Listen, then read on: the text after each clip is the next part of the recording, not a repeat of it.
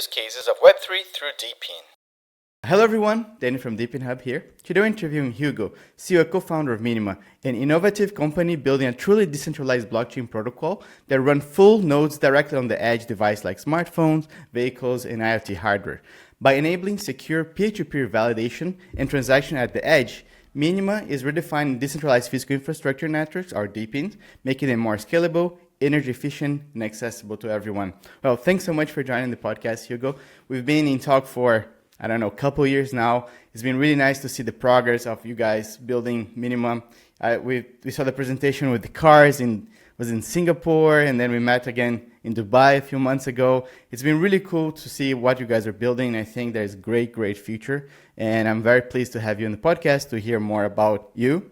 And yeah, let's get started. You introducing yourself, your background, and your journey at funding Minima.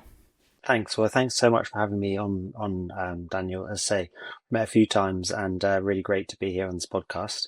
And so, yeah, now my name's Hugo Feiler. I'm co-founder and CEO at Minima. Before getting into crypto around 2016, I'd spent 20 years plus in marketing communications and sort of telecoms, automotive and tech, including running my own agencies, founding my own agency, and then also serving as sort of general manager at Marcoms for Sony Europe across audio and computer divisions.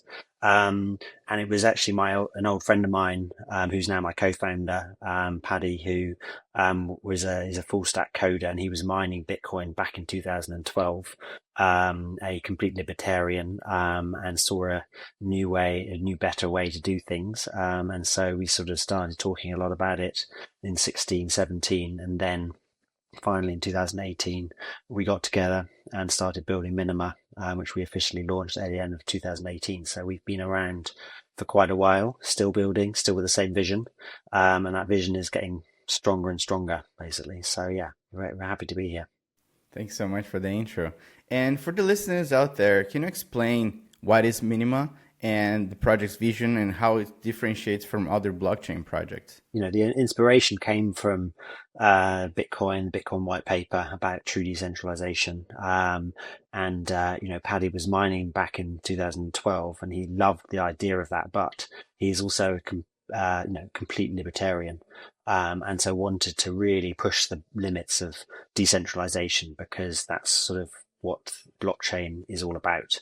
But he could see that actually with the competitive nature of mining, you're always going to get centralization because economies of scale require, bigger and bigger mining farms to do that. And as we've seen now, Bitcoin is run by, 3 or 4 mining pools that control the majority of the hash rate on the network. So Minima's vision is to effectively go right back to the original premise of the Bitcoin white paper to actually create complete decentralization. And the only way to complete decentralization is to effectively, every user, every device runs a full constructing and validating node.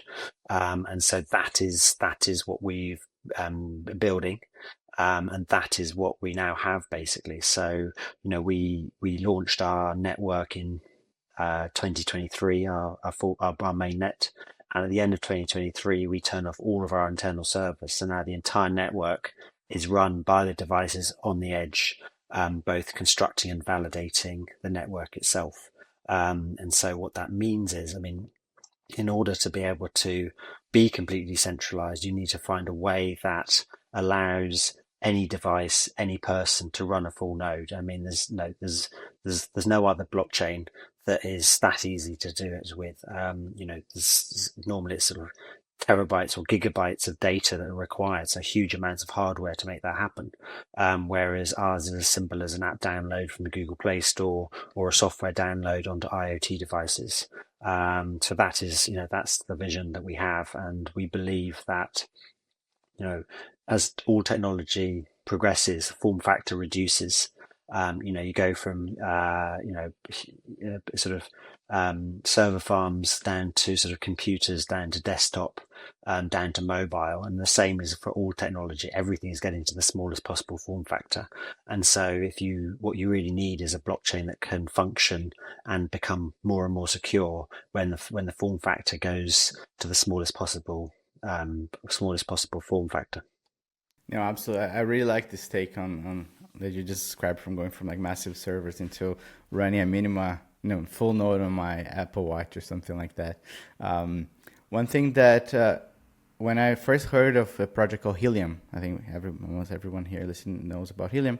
One thing that I found that was very, very interesting they were trying to do is that every IoT device was a node, was a full node, right? That's how the network is decentralized. But the problem that the way that they build this ecosystem, they build the blockchain, which also is like Erlang code, is like it as the network grew, they didn't manage to scale up as they need, to the point that actually by the time before they moved to Solana, it was, I think they were adding like 100 to 300 gigabytes of data inside the blockchain every single day. So it was insane, right? The amount of data they've been processing. How does Minima work in terms of, because if you're going to run something on your phone or on your watch or something very edge device, you cannot actually have that much data being stored there. What is the way that's like you shard those information? How does the blockchain live as one or as multiple parts? How does that work? Yeah, so Minima, like Bitcoin, is a proof of work blockchain. So it's a UTXO based blockchain. But obviously, as you quite rightly said, the of running a full node on Bitcoin requires gigabytes of data. And obviously, to be able to run it on a phone or an IoT device, you can't afford to have that. It has to be a much smaller amount. So effectively, what we've done is we've shrunk everything down. So you have the functionality of the blockchain and the immutable ledger, but you don't have the extra, the sort of almost the sort of wasted data space, data required to do that. And if you imagine, so putting it into sort of layman's terms, if you imagine, the thing about a blockchain is its ledger. Its ledger is everything. That's the reason why I use a blockchain rather than a centralized database. If you imagine the ledger as a book, and in Bitcoin terms, that ledger is gigabytes. In Ethereum terms, that is terabytes. And so you can't be carrying a ledger around that size. So the way that we do it with Minima is that every user stores their own coins and their own transaction history.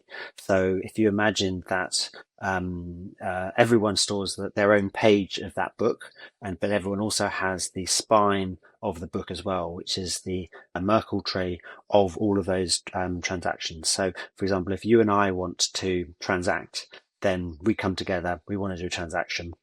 We check the spine of the book, and then we check that page perfectly fits. So I can then check that your page is up to date with the chain and is immutably correct. And then we can then transact. And then each time I then send a transaction, I then take a hash of that sort of immutability, and I put it into the transaction itself, basically. So what that means is that you can have the mutability of that ledger, but you're not carrying around everyone else's pages as well. So you're just looking after your coins, I look after my coins. And what that means is that you can have a very, very lightweight but completely immutable and secure transaction history. And we're effectively running at a sort of 300 megabytes is the size of our the data required to create an immutable record. Do you have a different kinds of servers that you run like a validator node that actually store a lot of information? Then they have like the small nodes, or is just one node in the network? So I mean, if you want to store all the transactions, you can run a mega MMR node. So we use the MMR database in order to store the transactions, but you don't have to do that to run a full node. So if you want to have a full transaction history, you can do, but in order to have complete functionality from a blockchain perspective to run a full node, you just need to be able to look after your own coins, basically. And then, obviously the challenge that's often happened, people ask about, is sort of scalability. How do you manage to scale a blockchain? Because obviously, when you've got everything running in full at the edge, then how do you manage to do that? And we're, again, very much of the belief that you can't scale a blockchain. You can't just try and cram as many transactions on chain as possible. So we use L2 network, which is a implementation of the Bitcoin Lightning Network, so that effectively we have the main chain is where settlement happens, but for the remittance and the sort of the interactions between devices for transactions, they go off chain, and they go node to node. And so it means that you can have an infinite number of transactions between devices. And then once they've finished that transaction, that channel, they can then secure it then and settle it on chain as well. So it means that you can have a much smaller number of on-chain transactions, and you can have as many transactions off-chain as you want. We've literally just started to sort of give out information about our launch of this, which is called our version of this is called Omnia, where effectively you can have infinite number of transactions off-chain, and that's where we believe that you can then scale basically. And that's how we achieve that. No, that's super exciting. I think it's very interesting the way that you guys also, like, say your co-founder being like kind of Bitcoin maxi, and from the beginning, and taking a lot of these concepts of Lightning Network, which is, I think, it's still quite early, right? People can still use it, but it's not as being as used as we wish. Every time I look at my Bitcoin Lightning wallet, I see there's a co-working space here in Lisbon that you could buy beer with Bitcoin, and I always bought beer there. And it's like, now I pay like $20-$30 per beer. But it's okay. It's for a good cause. I think really trying to use the network is a good thing. I mean, on that, I mean, it's interesting because I think that the difference between the way that Bitcoin does and the way that Minima does it is obviously miners are not incentivized to drive traffic off chain because they don't earn fees from traffic that happens off chain. They're not actually incentivized to do that. Whereas with Minima, every transaction, where that is, because it's all natively done, every transaction, whether it's on chain or off chain, is the proof of work to do that transaction is stored on chain. So it actually adds to the hash rate and the security of the network as well. So what we've done is we've taken the concept of the Lightning Network, but we've actually made it so that there isn't a sort of an inherent contradiction in terms of incentives to drive traffic off chain, because actually the more traffic you have off chain, it also drives security of the network as well. And I think that's the sort of critical part. I mean, obviously, we've had the benefit of sort of, as they say, building on the shoulders of giants to actually look at take the best bits from previous, concepts and stuff like that, and then actually sort of put it together in a way that then makes it sort of commercially and security-wise safe into the future. Yeah, especially so many people actually building on the blockchain ecosystem, right? And then so many years of development, you can learn a lot from that. Is there any advantage for the users who are running those, what do you call the mega nodes again? So no, I mean, basically, I mean, it would be the reason why you would run a mega MMR node is just so that you have complete oversight of the transactions that have taken place. I guess the challenge we've always had is that in order to stay completely decentralized, you can't pay someone to secure the network, because as soon as you do that, then economies of scale come in and then centralization starts to creep in. So the reason why you run a node is not because of you get paid for it, because everyone effectively mines their own transaction.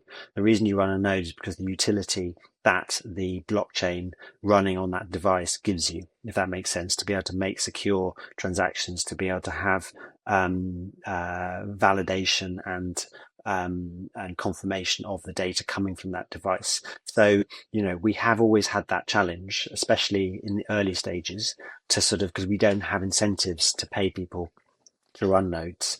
We have to get to the point when actually use cases and real life utility kicks in, because once you have that, then there's a huge benefit in not having transaction fees, because transaction fees are always going to go to zero, or is sort of heading towards zero. So we were actually already there in our transaction. We don't have transaction fees, so it means that we're already ready for that. We don't have to try and find ways to generate revenue from that. I mean, you are required to spend a bit of Minima to prioritize your transactions, which is effectively you burn some Minima to prioritize your transactions on chain. Once you've done your transactions off chain, you want to prioritize and settle them on chain. You can prioritize them by burning a small amount of Minima. So Minima is required because obviously you need something there, otherwise DDoS attacks could take place. But the basic function doesn't require transaction fees, and I think that is where it's going to end up, because everything always trends towards zero in terms of that kind of cost. Yeah, I like it. I think, for example, I could start an RPC provider, and then that would incentivize me to, run a full node, and then then charge the users maybe to access that information as well, right?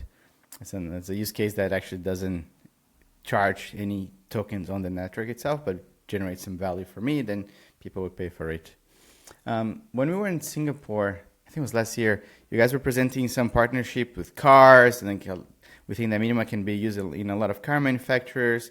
Can you share some real-world examples of how the Minima technology is being used nowadays? Absolutely. I mean, the automotive vertical is a very interesting one, and we found it very fruitful. And all the work we've been doing. I mean, we originally, just to sort of go back slightly, to talk about the journey that we've been on. Obviously, we run full nodes on phones, so we originally were talking a lot to telcos about the ability to remove their OSS and BSS systems for accounting and for payments and stuff like that, for time, airtime and data and everything like that. But obviously, their system works. It's not perfect, but it does work. So they weren't really looking to disrupt themselves. So we had a lot of time spent there trying to sort of get into that area. But what we found is that we need to find a vertical that really needs what we can provide, basically. And the automotive industry is going through a huge amount of change from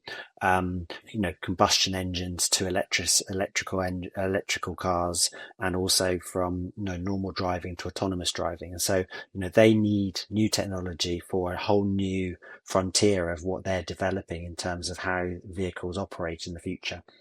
And so we've got a lot of use cases where we can be really useful. And obviously, because we have such a small footprint, we've actually been embedding nodes directly onto the head units of vehicles. We're working with the likes of Volvo, Polestar, Zeekr. Once you have a full node running on the head unit of a vehicle, then it creates a whole load of possibilities. And so there's, I guess, the three main areas that we're working on. First one is for battery passports. Regulations coming in the EU now, where every product needs to have a sort of digital passport. And batteries, for example, that's 60% of the value of the vehicle was in the battery, how it was charged, whether it was trickle charged or supercharged. So if you're buying a car, you want to see the health of the battery, and obviously we can be an immutable record of how that battery's life has sort of taken place. Equally, as cars go to autonomous driving as well, every car now needs to have an event data recorder, so a black box of what happened when, because you can't ask the driver what happened, you have to ask the car, basically. And so we can have again, timestamp and hashing of the data, so that you can get an immutable record of what happened to the car at what time.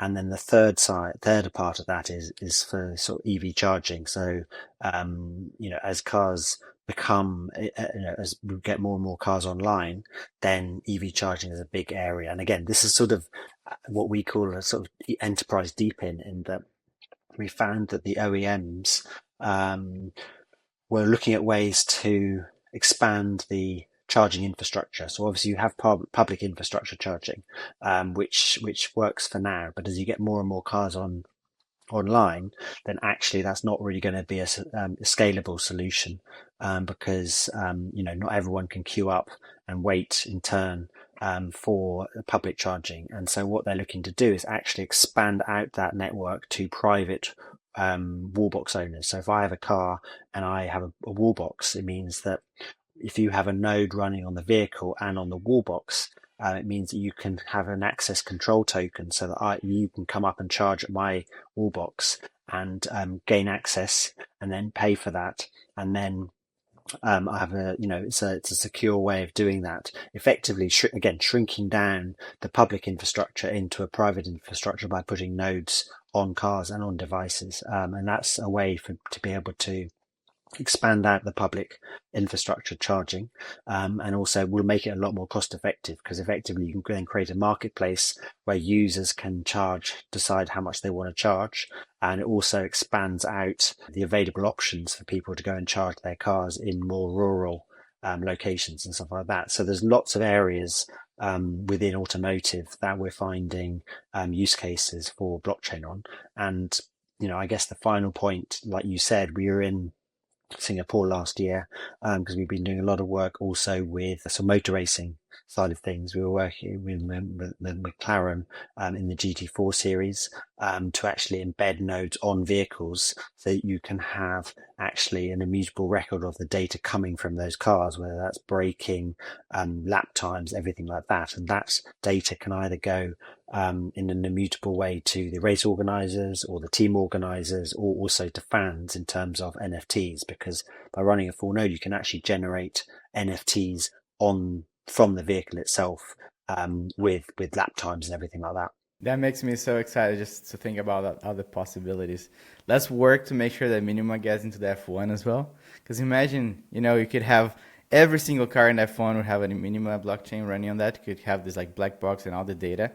And I mean, even F1 could use this to, sell the NFTs of the specific car data for in a specific race or something like that. They're sitting on a massive data lake of information of these vehicles.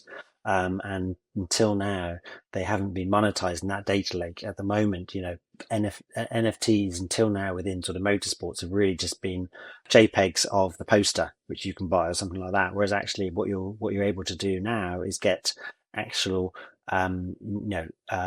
genuine immutable data from the vehicles themselves. And I think that, motorsports fans, really like having inside information, inside data from that. So I think there's a huge opportunity there. And also, of course, the automotive world is just one of them, right? And you can have, Minima device inside of drones, inside of trains, and like planes, you name it.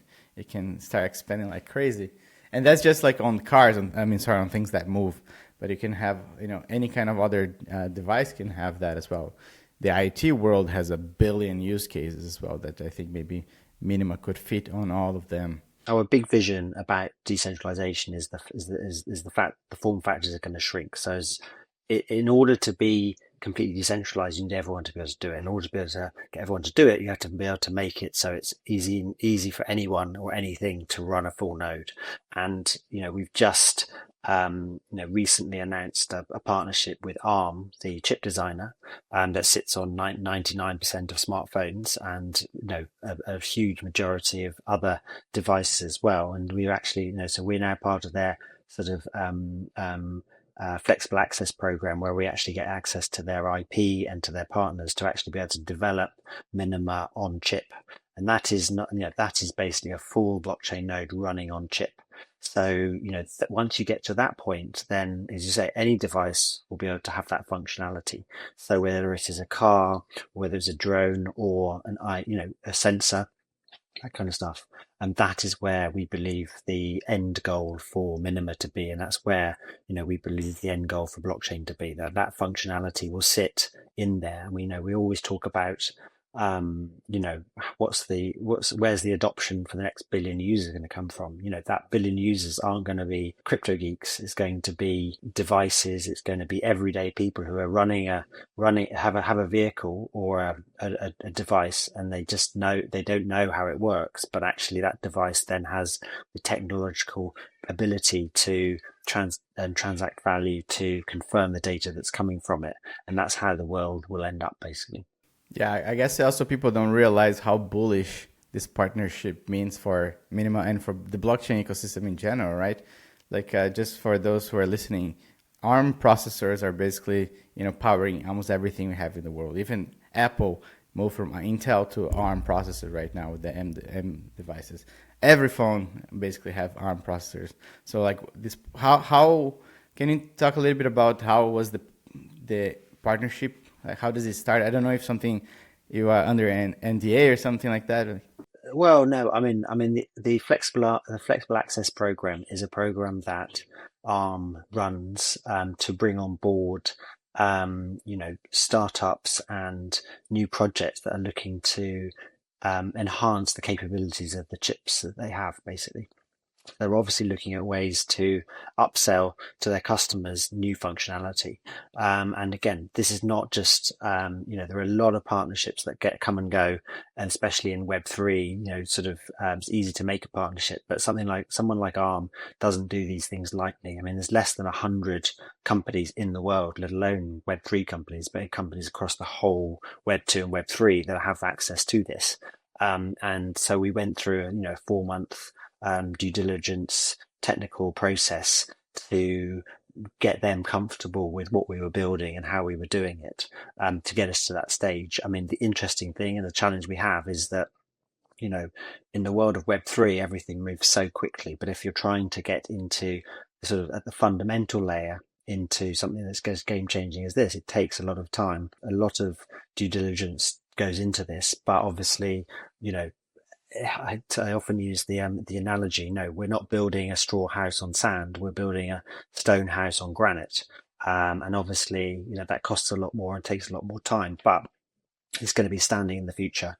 And we believe that is, worth the effort and the time that it takes to do that, basically, because that's where you're going to see real adoption. Yeah, and I mean, that's something else that I really like about a lot of founders building on DePIN versus a lot of other crypto projects out there. People trying to build real companies, right? With it's going to take time. It's going to take a lot of work. It's not like a quick win and dump game like a lot of other crypto projects out there. And yeah, hats for you guys to being in this journey for so long and really pushing forward with such a bold, future.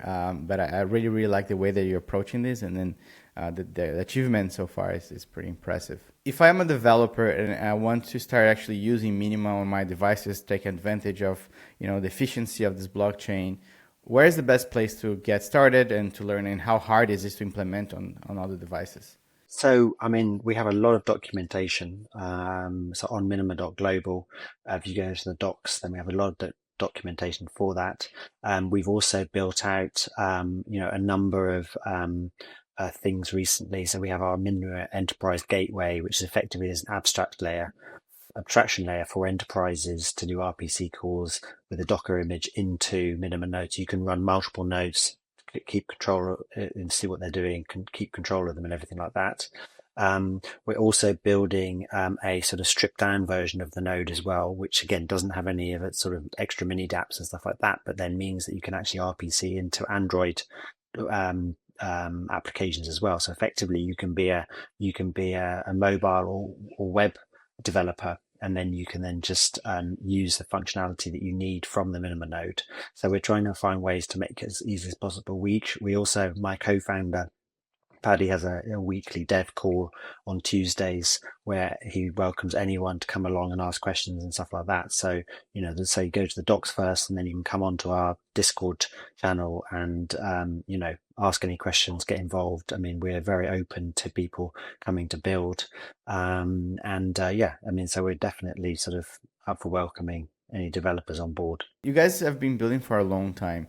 Can you remind me one of the biggest technical challenges, also adoption challenges you faced so far, and how did you solve a lot of them? Yeah, I mean, I think the biggest technical challenge was always how do you manage to, because what was something that in the past has always been very compute heavy, and also data heavy in terms of the requirements for the ledger and the competition do that.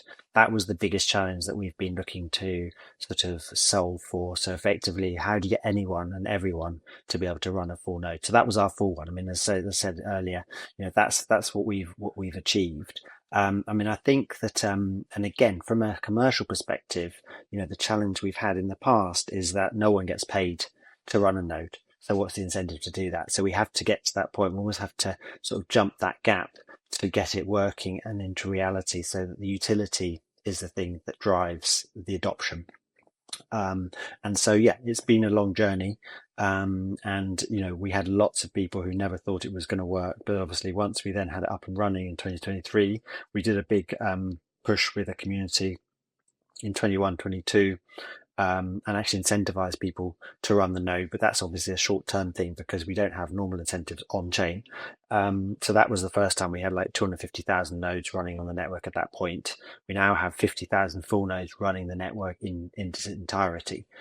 So yeah, it's been a challenge. I think that also finding investors and community members who believe in that long-term vision, is always been a thing for us as well, because it's not a short-term turnaround, not quick win really. It's a long-term game, so we have to find people who really believe in the power of true decentralization to come with us on that journey.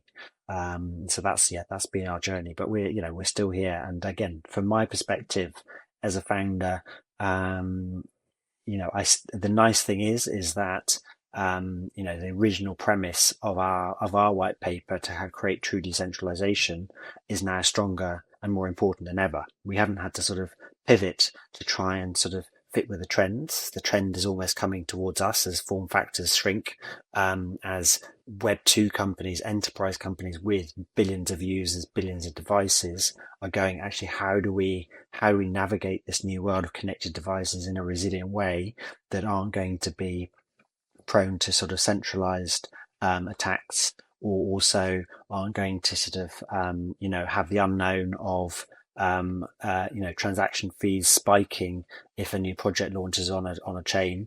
We don't have transaction fees, so that is not going to be something that is going to be a worry to people. And also, as the form factors shrink, you need to have a blockchain that's ready for that reality, basically. And so that's what we've been building for. And now it feels like our hard work and vision of how this is working has been vindicated. Yeah, I think like everything that you built so far has proven to work, right? Like you described. And it does feel that, okay, now we're going to get the funds going to starting to appear, because a lot of like laying the hard work and how everything's going to work, and now it's time, okay, now let's get people to build on top. Let's get very exciting things coming with like the automotive projects.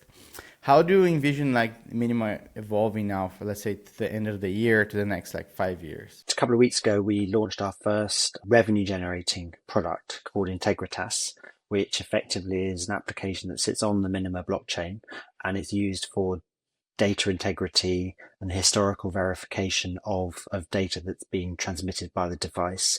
And then you can also have validated tamper-proof validation reports as well. And because we believe that as more and more data is generated, the validity of that data is going, and the integrity of that data is going to be where the value is. And this is a SaaS model effectively, so people can get a subscription and get that functionality on their devices. So, it can sit alongside other blockchains, but actually this is where you get the immutable truth of the data coming from that. And so, because obviously a lot of it is about sustainability, and how you actually bring your token holders with you as well. So effectively we have the revenue coming in to into sort of the issuing entity for that. But what we now have also set up, again, is important to sort of bring both the investors and the token holders together in one go. We were talking about this earlier, so what we now have is a what we call the Minima Success Framework, which effectively means that a proportion of the subscriptions for this product will then actually be used to buy Minima from the open market for API calls. And so that will also obviously create buy pressure. And then any unspent Minima, and after that month's worth of subscriptions, then get burnt at the end of the month, so you're reducing supply slightly. And then finally, any spent Minima used for the API calls within the Integritas product itself, then get put back into a yield product that we have on Minima called Maximize. So effectively, users can stake that and earn a yield on that as well. So you're creating a sort of a virtuous flywheel of that, so that you bring revenue in for sustainability, for CapEx to run the project, but then you also find ways to give value back to the token holders themselves. And I think that's in the short term, bringing that kind of sustainability and revenue generation forward. Obviously, the long-term game is to get on chip via the ARM Flexible Access program, because once we get there, then the world is completely open to us, and we have a system that can be adopted by any company looking to connect its devices in a secure way.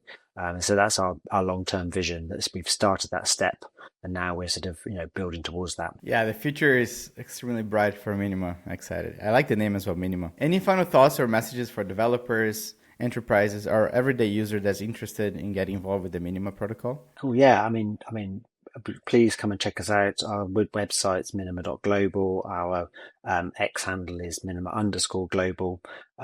Same with Telegram. Please come and get involved. Discord. We have 90,000 on our Discord channel. I say we do regular community calls, but equally we also do regular tech AMAs and chats as well. So anyone interested, please check us out, come and follow us, and get involved and ask questions. And my handle on Telegram is at Hugo Feiler. So always open for DMs as well. Yep. Amazing. Well, thanks so much for joining the podcast. It was amazing to talk about in Minima. And yeah, I'm super excited for what you guys are building and really hope to follow up all the steps until you guys completely dominate the IoT on the edge blockchain projects. Excellent. Well, thank you. Thank you so much, Tony, for having me, and always a pleasure. Thank you, man. It was a pleasure. Have a good one. Thanks a Bye-bye. lot. Bye.